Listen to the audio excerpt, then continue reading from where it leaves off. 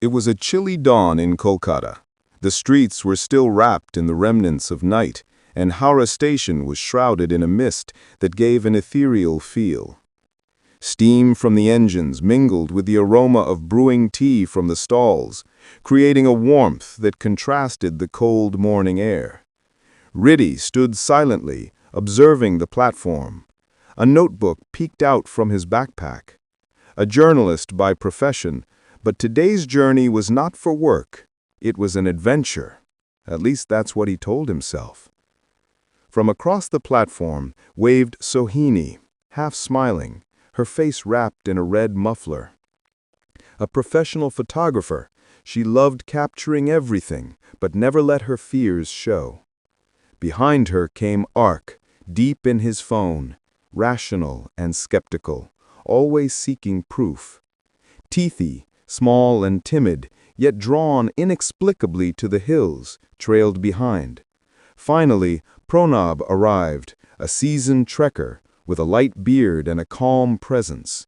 His task was to guide the group through Darjeeling. "Everyone's here? The Darjeeling Express won't wait," Pronab said, adjusting his bag. "If it weren't for your crazy trekking obsession, I wouldn't have woken up at this hour," Sohini teased. The train moved. Outside, the light dimmed, blending rivers, forests, and tea gardens. The cold smelled faintly of the hills. Riddhi opened his notebook. "This journey isn't just about the hills. The mist seems to call something hidden, waiting for us." Pronab began to speak of a story. "Have you heard of Hill Crest House?" They shook their heads.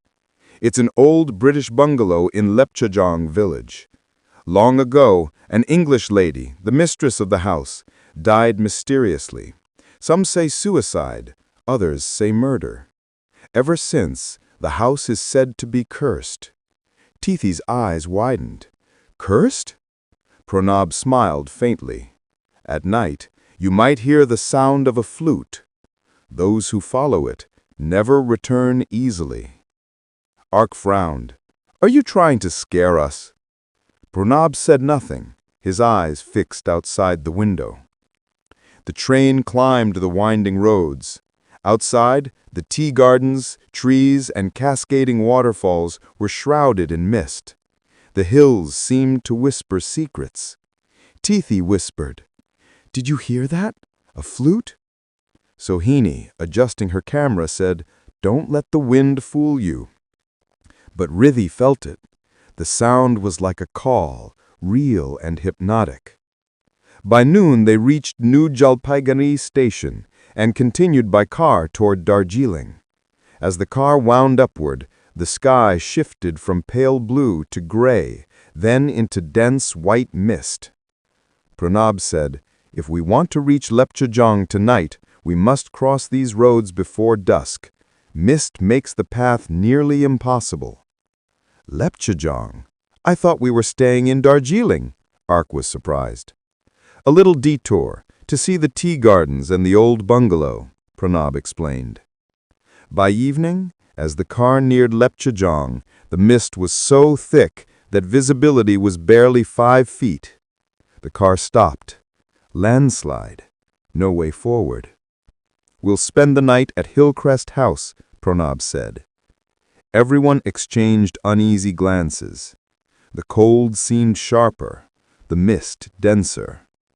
Ahead, a shadow emerged, a wooden bungalow with black tiles, rain dripping, windows dimly glowing.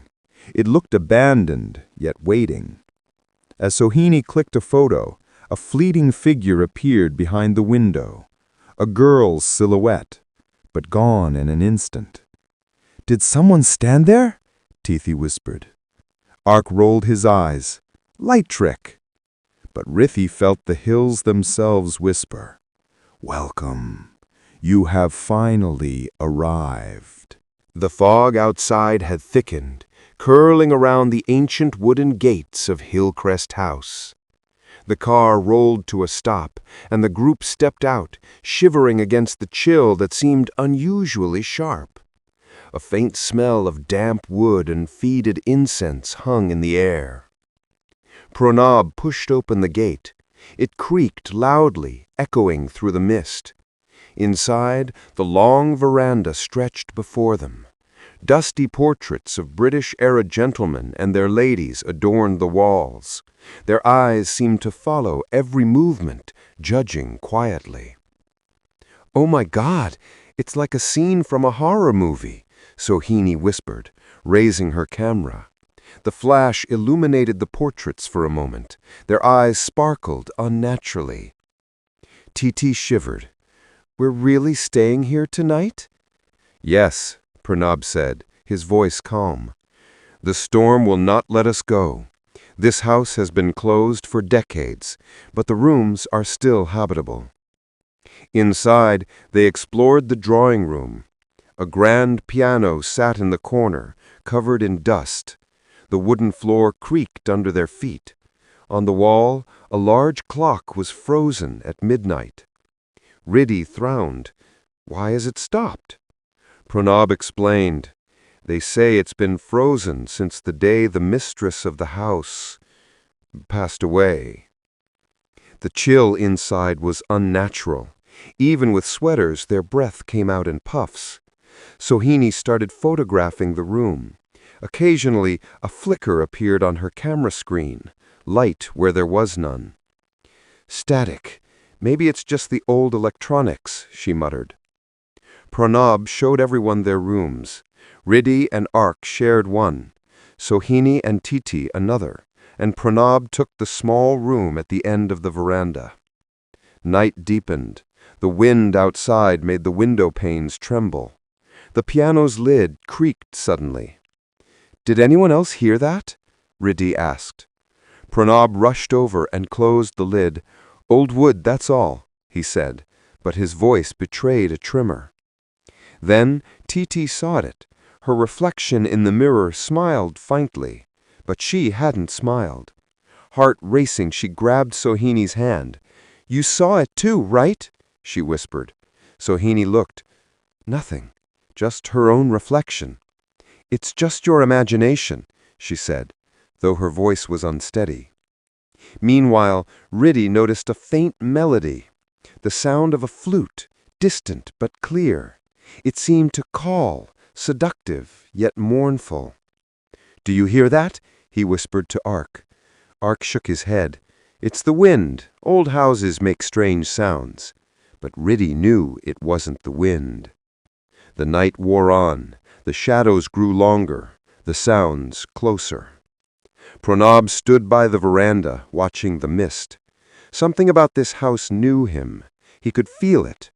The house, the hill, the mist. They were all alive.